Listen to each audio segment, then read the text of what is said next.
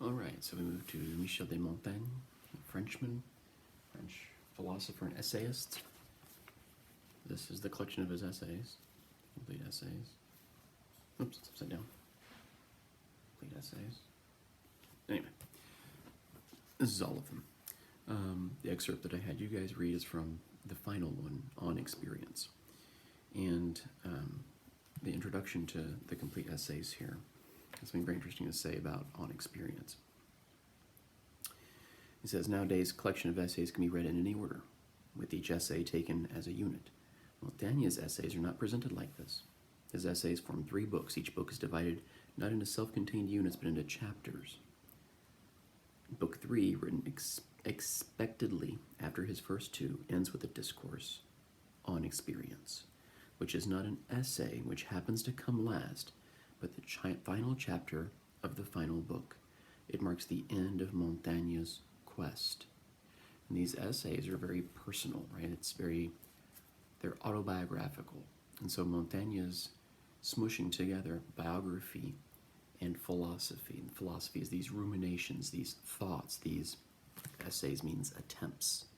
They're trying to figure out life. And experience is the culmination of that. And so it is about experience, the human experience, the human condition. It's not something to be escaped, as he tells us in our excerpt, right? It's not something to be transcended. It's something to be embraced and lived. The essays had begun. So these essays begin with thoughts of ambiguity, sadness, of emotions which make men beside themselves. Montaigne then, after 1,000 or so pages of thought, after reflecting on a lifetime of experience, starts his final chapter with a ringing challenge. And throughout these essays, he makes allusions to thinkers who came before, Aristotle and whatnot. This is the late 1500s, so roughly he's a contemporary of Shakespeare and Cervantes. Humanist of the Renaissance time period. Also happens to be a Christian, so he's a Christian humanist, whatever that might mean. Montaigne was an excellent pupil of the school of Athens. So that's Plato and Aristotle, whom we'll talk about probably in 2 weeks. And of its Latin disciples.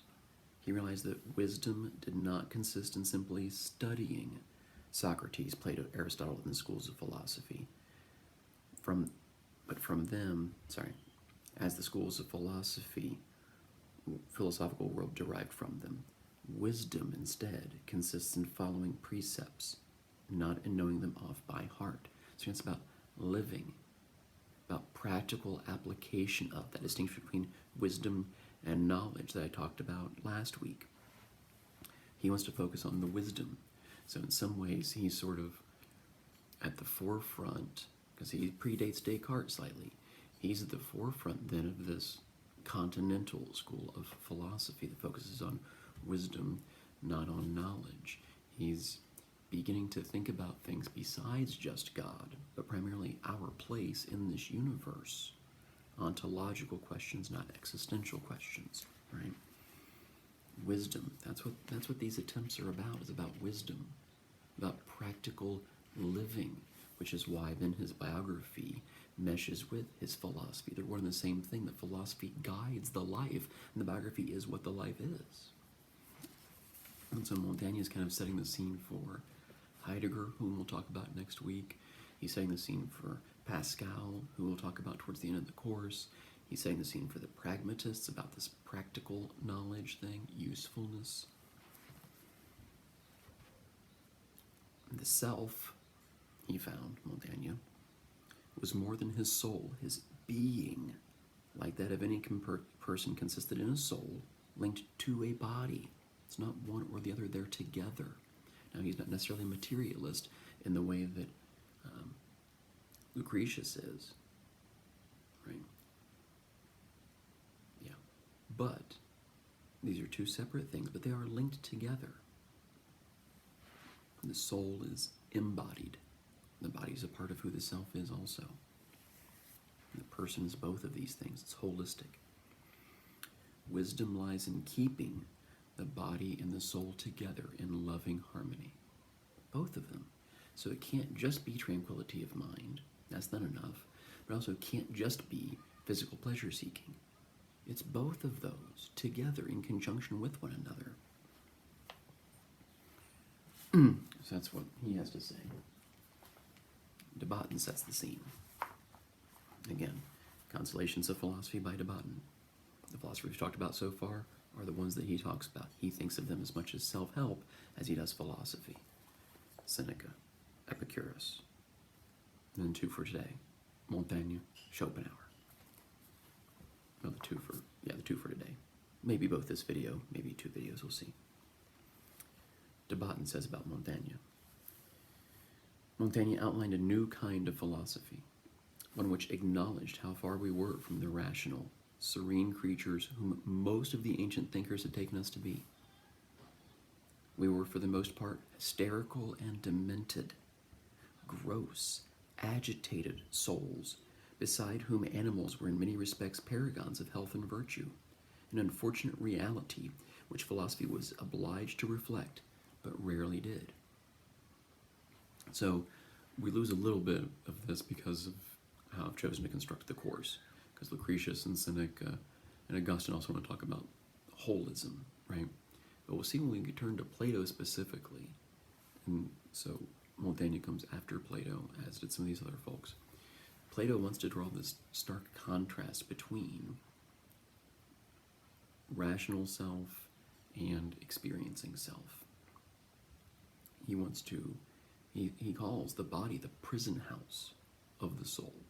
It's all about the soul. The body's just this thing that kind of gets in the way, keeps us weighed down.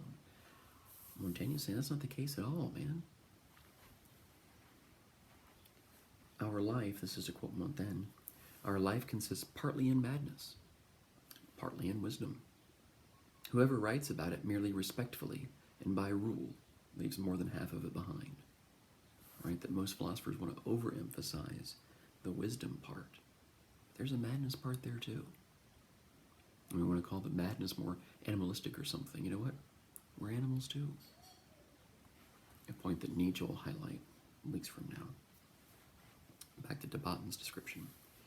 And yet, if we accepted our frailties and ceased claiming a mastery we did not have, we stood to find that we were ultimately still adequate in our own distinctive, half-wise, half-blockheadish way. He goes on.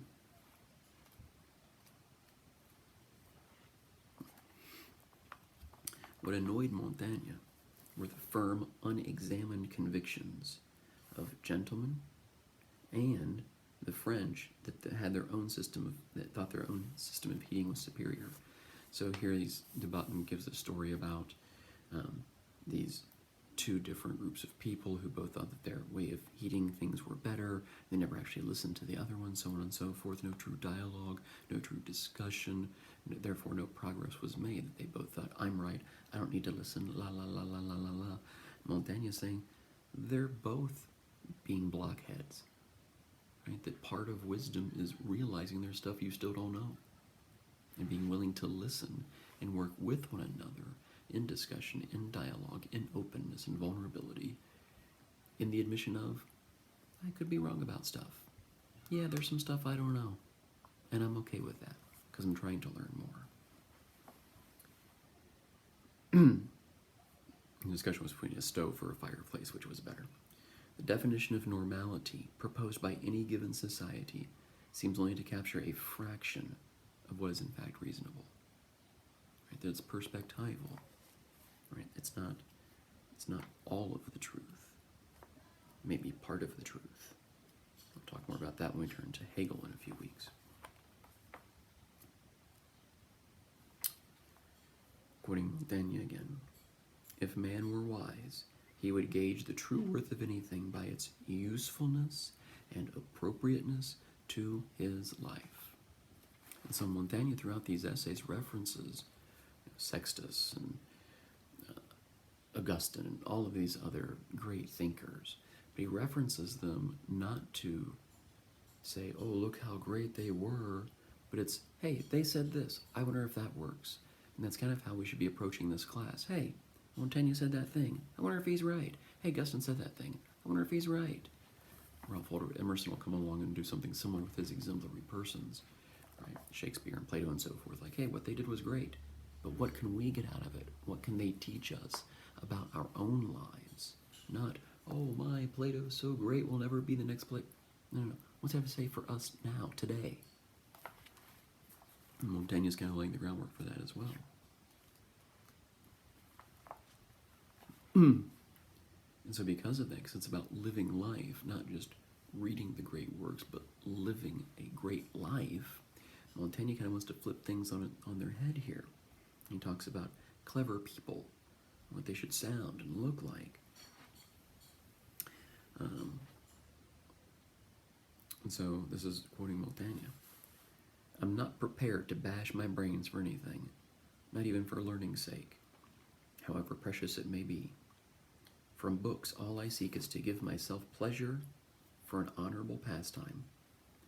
If I come across difficult passages in my reading, I never bite my nails over them. After making a charge or two, I let them be. If one book wearies me, I take up another. Right? And learning is for the wisdom thing. So if it's too thick and too dense for you to get any understanding from, then you can't live it out. So why are you bothering to read it? Interesting. Now turning to the excerpt from On Experience from our book. Experience is much weaker and lowlier than reason. Yeah, reason's a big deal. Reason's important. Thinking, good.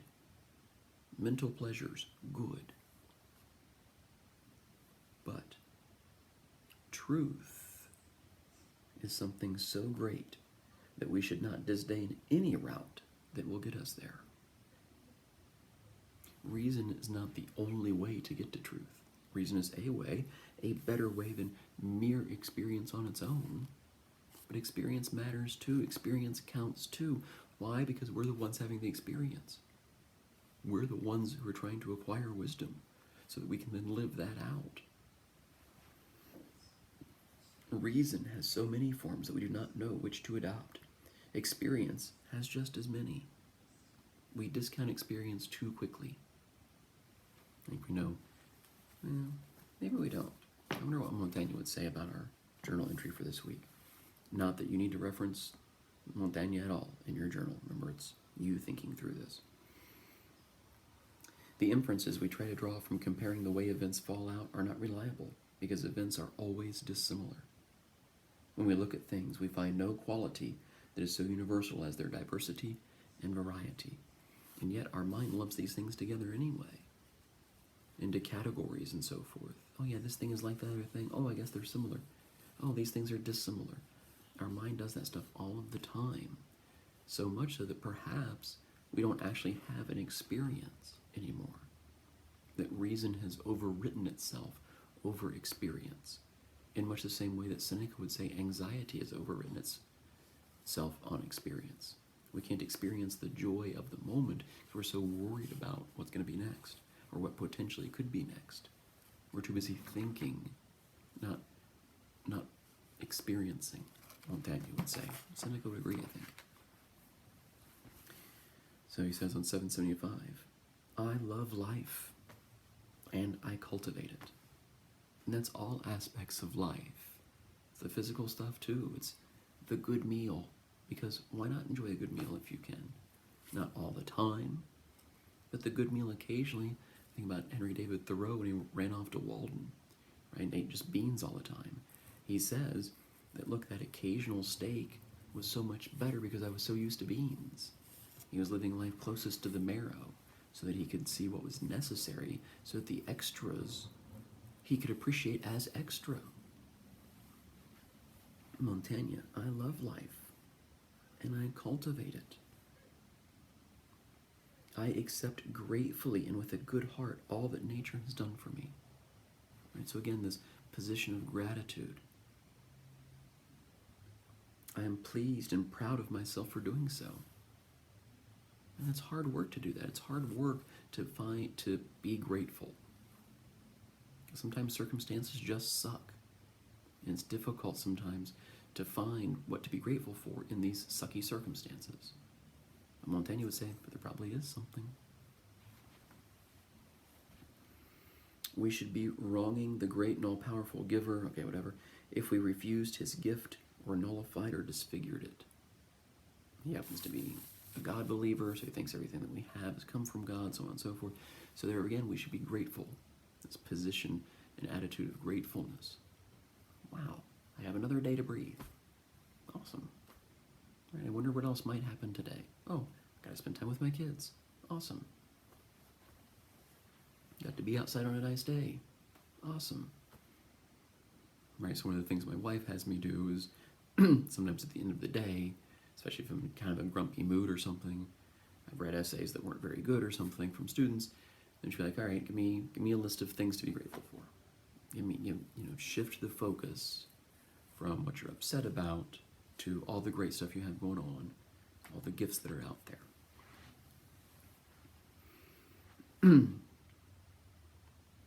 As far as philosophical opinions are concerned, I embrace most willingly those which are the most solid, which is to say those that are the most human, the most related to us.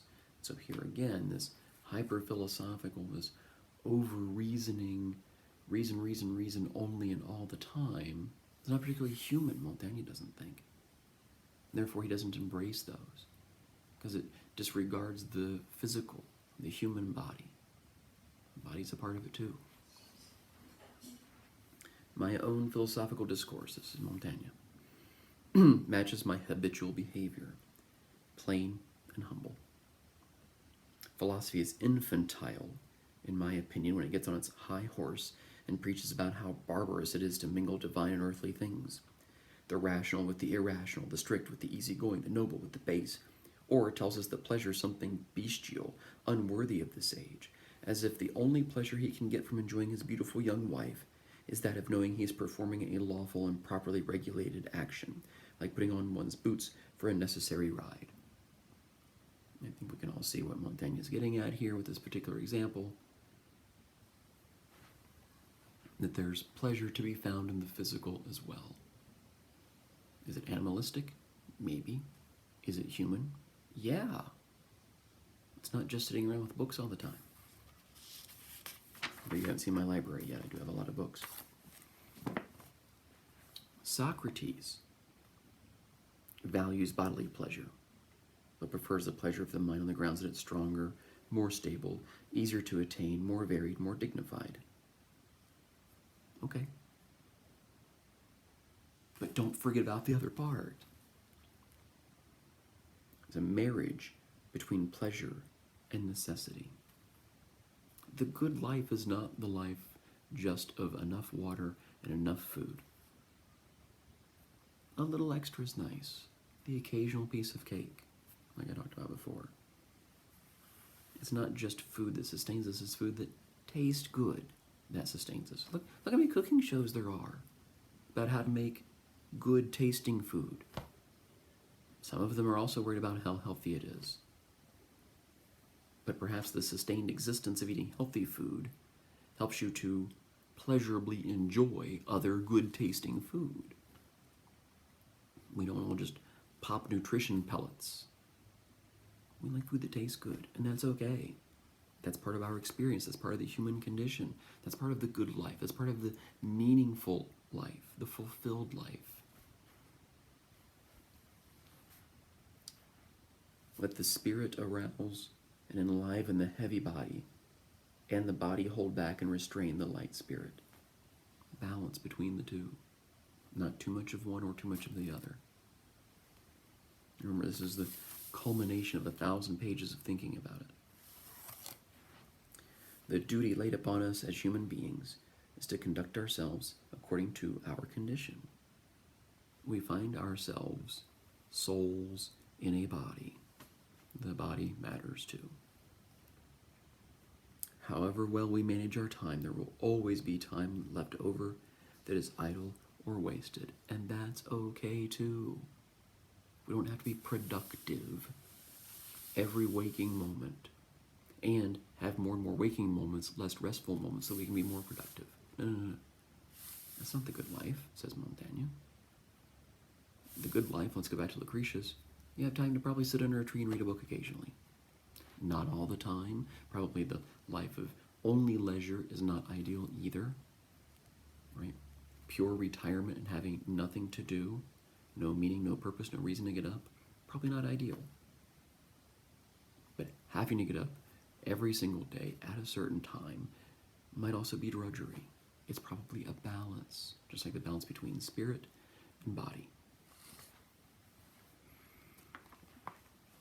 People always try to get outside themselves and escape from the human condition. Again, with the escapism thing, like Lucretius talked about. We try to escape ourselves whilst we hate ourselves. I think that's Lucretius. Sometimes I get Lucretius and Seneca confuse myself. Yeah, Lucretius. We're sick, we hate ourselves for it. We try to escape it. Montaigne's like, this is folly. Don't try to escape it. Don't try to escape yourself. Live outside yourself. Don't try to escape the human condition. Embrace the human condition. Experience the human condition. Live the human condition. Love the human condition. It's an absolute perfection to be able faithfully to enjoy one's own nature. To really be comfortable in your own skin. To be who you are. Again, think about the 85-year-old as contrasted with the 15-year-old. 85-year-olds comfortable in their own skin. They are who they are. Either they've discovered themselves or created themselves back to existentialism and essentialism distinction. They know who they are.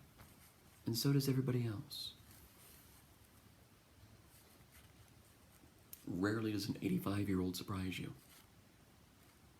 15-year-olds are all over the place. They don't know who they are yet. So of course you don't know who they are yet either. From one day to the next, to the next, to the next. Again, the emotion thing plays a role here. But also just experience itself. The more experience you have, the more you can contextualize the experiences themselves. 15, you only have 15 years of experience. 85, you have 85 years of experience. Faithfully enjoy one's own nature. Again, not that Montaigne is not saying don't strive to be better. Don't strive to read some more books, to be more knowledgeable and more wise. He's not saying that. But he is saying, but also be content wherever you are. Your journey's not over yet, you're not done yet. But enjoy where you are now. We search for other conditions. Why? Because we do not understand how to deal with the condition we actually have. We don't know how to contextualize it, how to put it in the proper focus and proper sphere. The finest lives, in my view, says Montaigne, conform to the ordinary human model in an orderly way, without marvels, without extravagances. Montaigne is really just saying, hey man, enjoy life. Life's pretty good. Does some stuff suck about it? Sure. But in general, it's pretty good. Enjoy it. Stands in stark contrast to Arthur Schopenhauer. Man, what is Schopenhauer's deal? Well, I mean, so the bold here is the title that Cottingham has given to the excerpt. The italicized is the name of the work it comes from. I don't know if you guys figured that out yet or not. The title that Cottingham gives to this excerpt for Schopenhauer: Human Life as a Meaningless Struggle. Pretty well sums it up. Told you it was depressing. And what's the name of the book it comes from? On the Vanity of Existence. Whoa. Existence is vanity? Back to Debatten. Just to give us a little snapshot into Schopenhauer's life.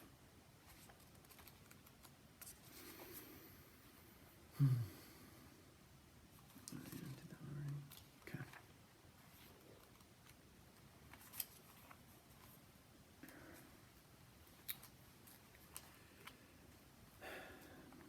1788, Schopenhauer was born in Danzig. And it's also interesting to point out, 60, 12, 72, he lived to be about 72 years old. That was a long time back in the late 1700s to mid 1800s. Very few people lived to be 72. And Schopenhauer, the one who thought that life itself was meaningless, existence was vanity, he would probably think, cursed to endure it for 72 years. Dying is easy. Living's harder. So here his story begins. 1788, Arthur Schopenhauer was born in Danzig. In later years, he looks back on the event with regret. He regrets his own birth. Quote, "We can regard our life as a uselessly disturbing episode in the blissful repose of nothingness." Nothingness is a blissful repose. Life is this interruption, a disturbing episode.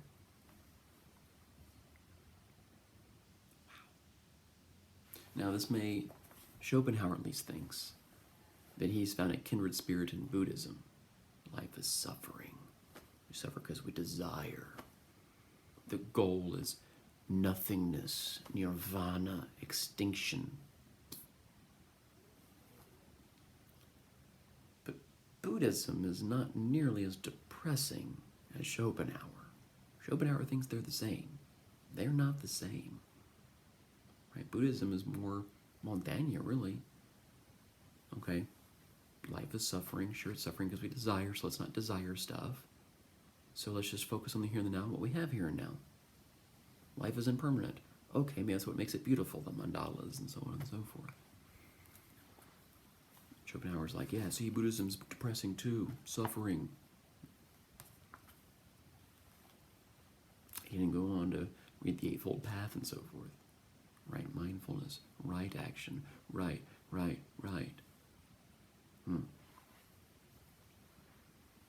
Schopenhauer goes on, human existence must be a kind of error.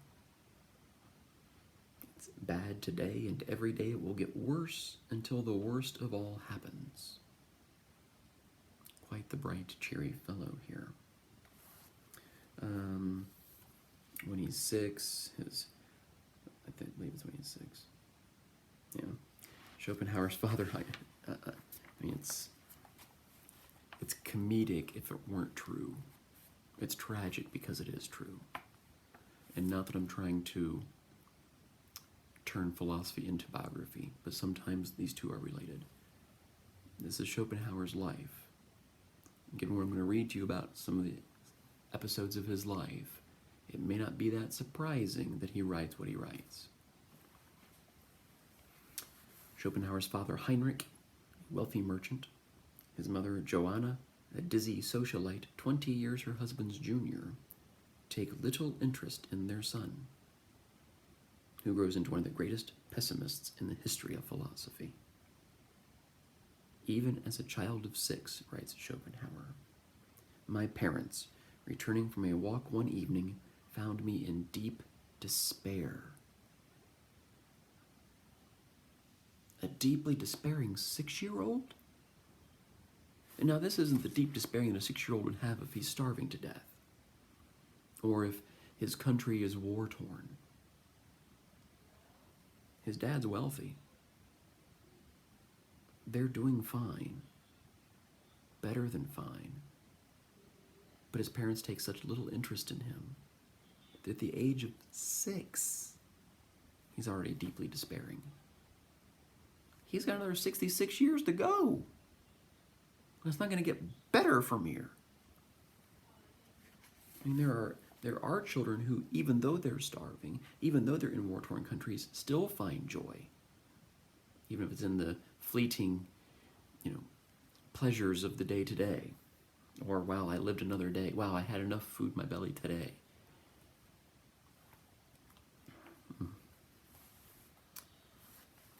Let's see, how old is he now? 12. Now he's about 16.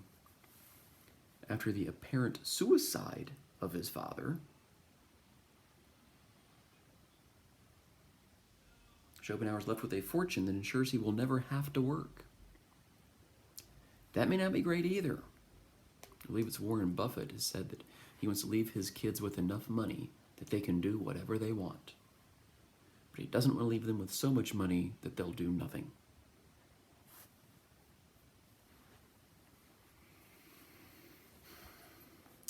Quoting Schopenhauer again, in my 17th year, without any learned school education, I was gripped by the misery of life, as Buddha was in his youth when he saw sickness, old age, pain, and death. See, he's referencing Buddhism here. But again, Buddhism may start with some of the same initial insights, but it ends up in a very different place. And the extinction, the nothingness of Buddhism is a very different type of nothingness than what Schopenhauer is talking about. The nothingness of the Far East is a nothingness of potential, of it could be anything, because it's nothing right now. The nothingness of Western thought is primarily a void, oh man, there's nothing now and there never will be. It's kind of the opposite. And for more on that, you can read my master's thesis. The truth was that this world could not have been the work of an all-loving being, but rather that of a devil, who had brought creatures into existence in order to delight in the sight of their sufferings. To this the data pointed, and the belief that it is so won the upper hand. Whew. Went to London to learn English at boarding school. Got a letter from his friend, and he says, "I'm sorry that your stay in England has induced you to hate the entire nation." Despite the hatred he acquires an almost perfect command of the language. He's often mistaken for being an Englishman in conversation. Travels through France, travels through Italy, right? He does all this traveling.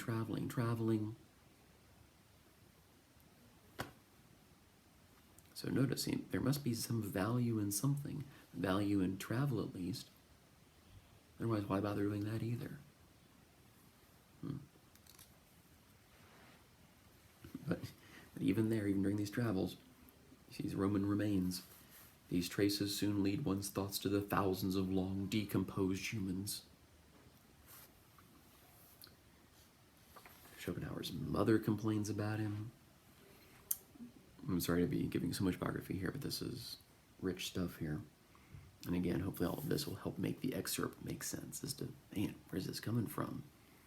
Coming from this depressed 6-year-old. That's where it's coming from. Let's see. In 1813 then, oh, no, here you go. In 1809, so he's about 20. Oh, wait, yeah, so 21, 22. He goes to university, decides to become a philosopher. Life is a sorry business. I've resolved to spend it reflecting upon it. Goes to the countryside. One of his friends says, "Hey, we should attempt to meet women."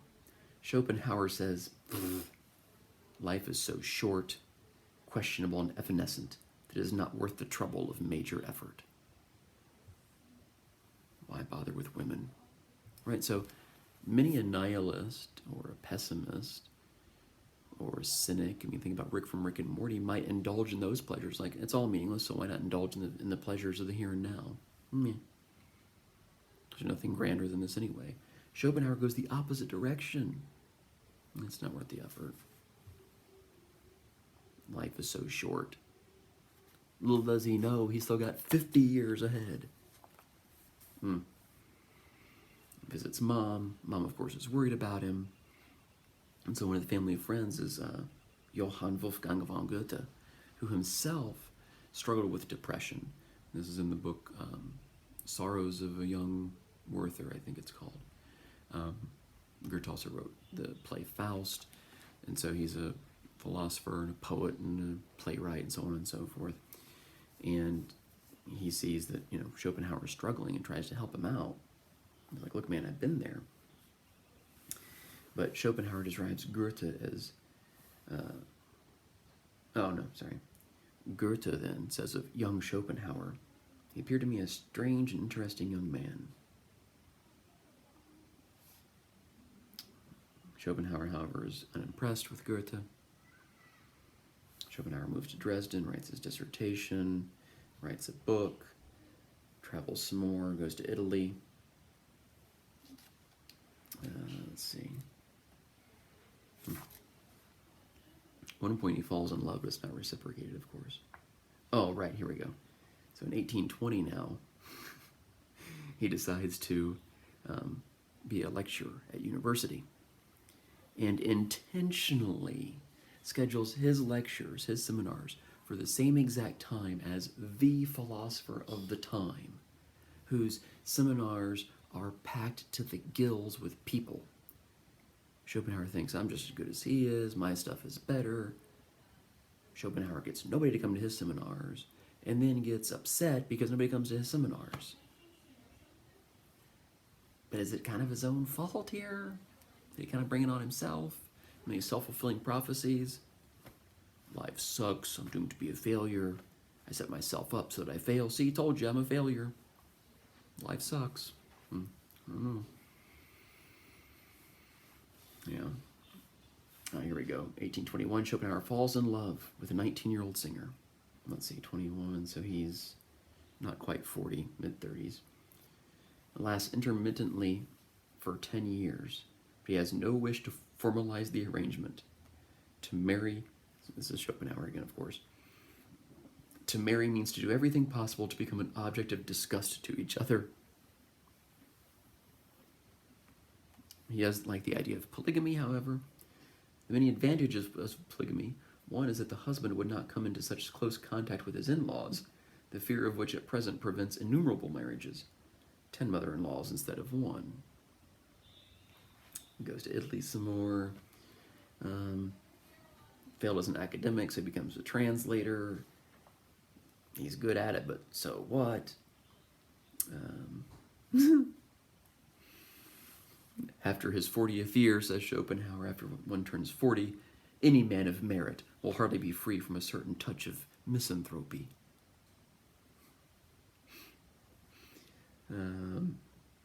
Life has no genuine intrinsic worth, but is kept in motion merely by want and illusion. So here again, some correlation with some Eastern thought. Hinduism more so than Buddhism. Reality is maya, or illusion. It's not real. Appearance and reality are two distinct things. We'll talk more about that when we turn to Plato in a couple of weeks. Lives in Frankfurt for a while. And then he starts getting into poodles. He digs poodles for some reason, whatever. But all of his poodles either die or run away, because of course they do. It's Schopenhauer. Falls in love again. It's not reciprocated. Instead, she says she's disgusted by him, because of course she is, because he's Schopenhauer. Yeah. And gets in poor health.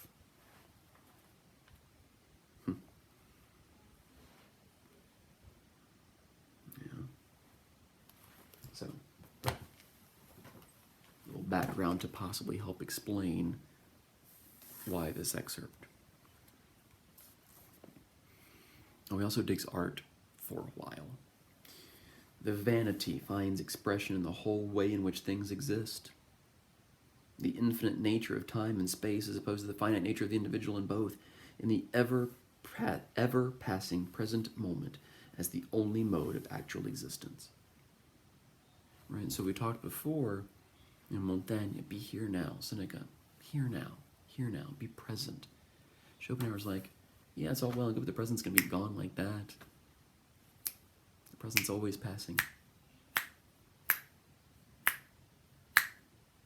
They might be giants.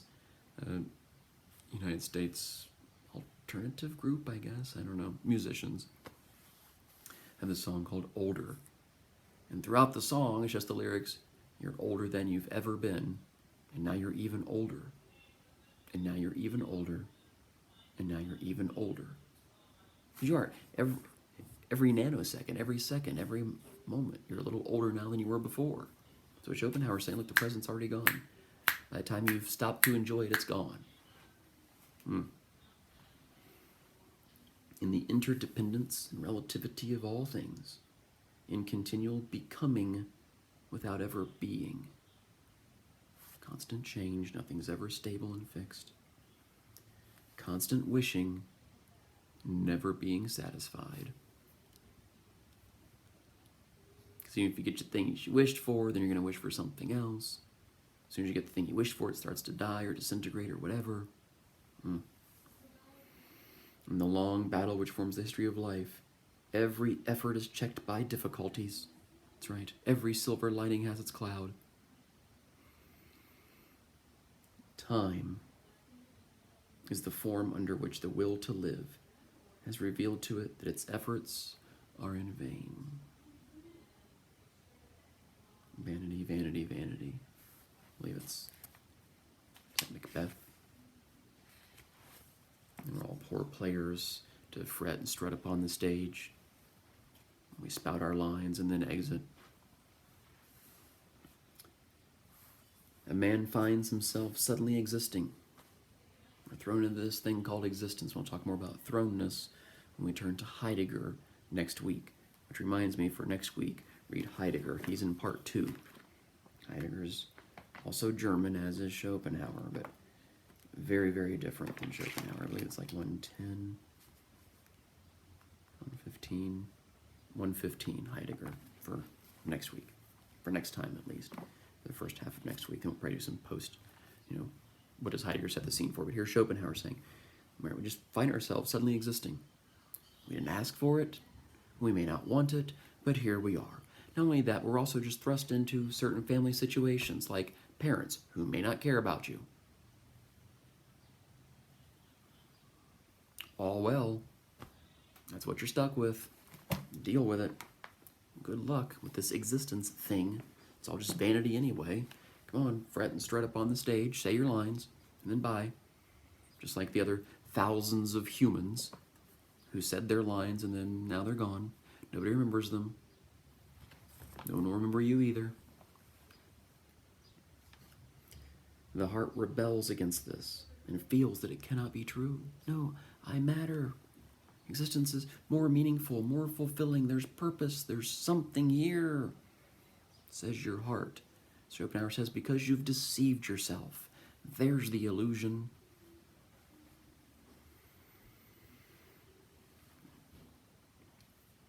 Lead us to embrace the belief that the greatest wisdom is to make the enjoyment of the present the supreme object of life, like many of the folks we've talked about so far. This is the only reality, all else being merely the play of thought. On the other hand, here's Schopenhauer. Such a course might just as well be called the greatest folly, for that which is in the next moment exists no more and vanishes utterly like a dream, and therefore can never be worth a serious effort.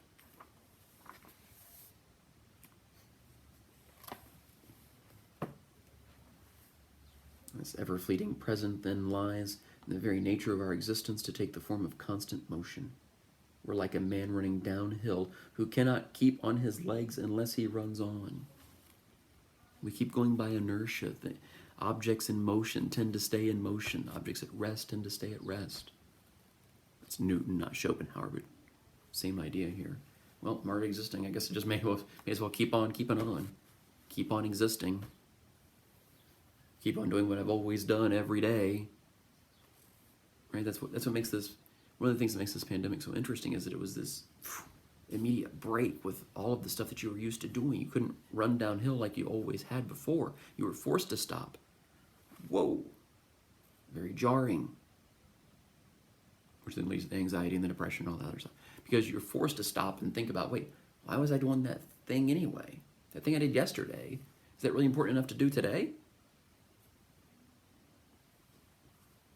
Is anything that important? Maybe I'll just binge watch the Netflix thing. What show could be next?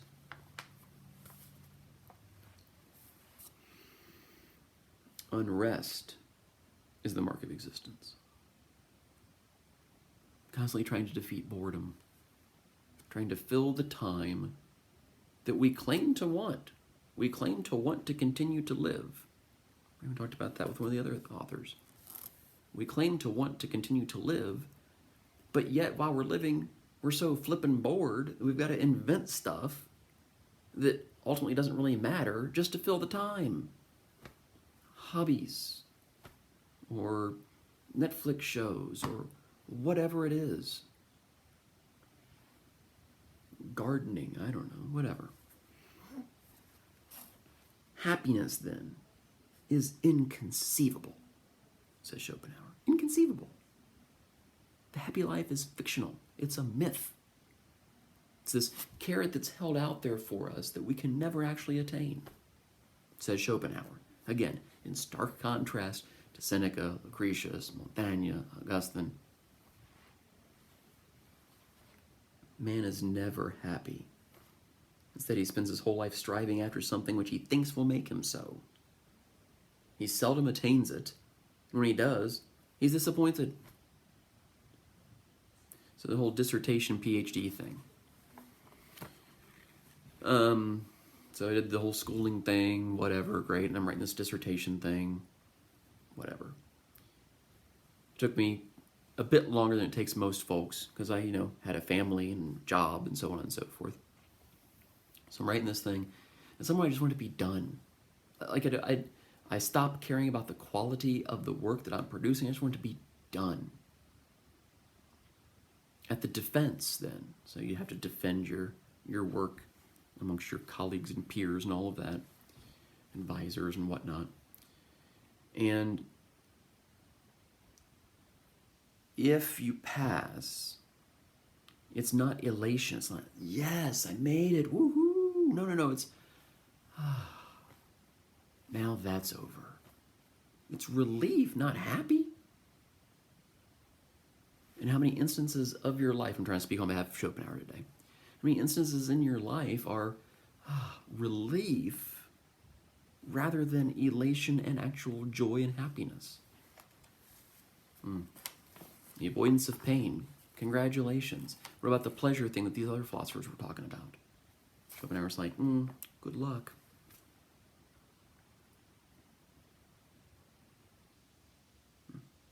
Restless motion, kept up by the agency of two simple impulses, hunger and sex. Scenes of our life, like pictures done in rough mosaic, looked at closely, they produce no effect. Nothing beautiful to be found in them unless you stand some distance off. Right, like Monet paintings, these impressionistic paintings. Right, when you're up close, it's just blurry globs of color. Then you stand back and it's like, oh, all right, seeing the whole picture now. Now I see it's water lilies. So to gain anything we've longed for is only to discover how vain and empty it really is. He's saying, look, what the painting really is the up close, not the far away. Everything can kind of look okay if you're far enough away from it. Get up close, that's where you see the lines in the forehead, and the gray in the stubble, the huge nostrils. My goodness, are Dr. Schrappe's ears really that massive? Yes, they really are that massive. Oh man, his eyes are wonky. The left one opens bigger than the right one. We didn't notice all that when he's back like this. Well, the wrinkles, you probably notice some of those. Maybe the eyes a little bit because of the eyebrow difference. Up close, true inspection. Things are hideous. Ugh. Ugh.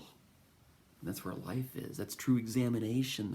That's examining things, is getting up close and seeing how nasty and dirty and funky and filthy it is. Ugh. Cornell West, then, I'll talk about him some next week, will say, yeah, life is funky and disgusting and gross, and also still beautiful. Schopenhauer's not seeing the beauty part so much.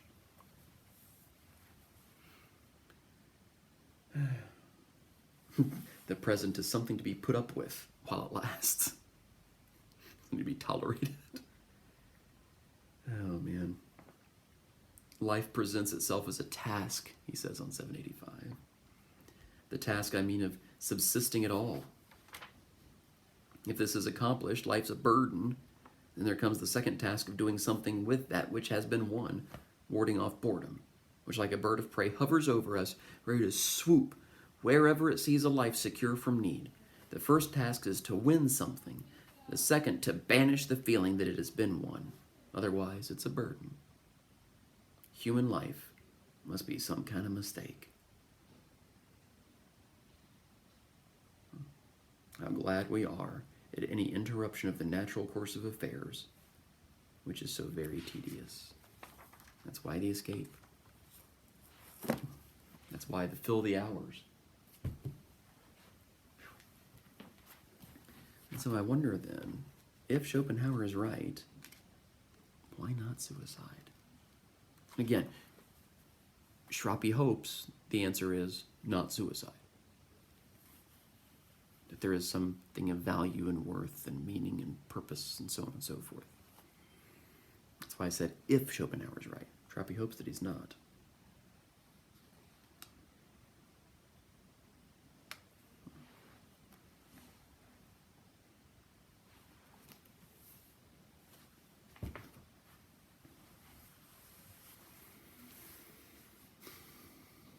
Poodles? Art? Friends? Romance? It's all gonna leave you, it's all gonna die. It's all gonna make you sad in the end. So that in Doctor Who, I don't know if anybody here is a Doctor Who fan or not. It's towards the end of Peter Capaldi's run as the Doctor. And there's an episode, I forget which one it is. It's one with the superhero, I think. And at one point, they were talking to him about sadness. He said, well, nothing is sad until it ends. And then everything is. So maybe part of the struggle then is, do we focus on the enjoyment while it's happening? Or do we want to focus on the sadness that's inevitable when the thing ends? I don't know. But so far I've talked about 5 philosophers, similarities and differences amongst all of them. And so the comparison and contrast between those 5 then will be the first exam. I want to give you some time to kind of digest this week's stuff. So there'll be a discussion board for Montaigne and Schopenhauer. And then on Tuesday, then I'll email out the exam. And it'll be due the following Tuesday. So I'll probably spend some time in Tuesday's video talking a little bit more about the exam and expectations and so on and so forth. And this is really soon for an exam, I know, but we only have 10 weeks anyway. So, yeah, quickly. So go ahead and read, just think about, reflect, ponder what we've covered this week. Read Heidegger. Think about how maybe he fits into some of the stuff we've been talking about. Because we're going to continue with this theme of human life and its meaning, even though we're going to read an excerpt from part 2. Because Heidegger's really focused on human life and its meaning also. And then Heidegger really kind of sets the scene for the rest of the 20th century and the 21st century as well in a lot of ways. And so as you're reading and reflecting on these things, I need you to also be thinking about, what do I think the aspects of the good life are? Are any of these folks on to anything? Is it even attainable? Is Schopenhauer right that there is no such thing? I don't know. See you next time.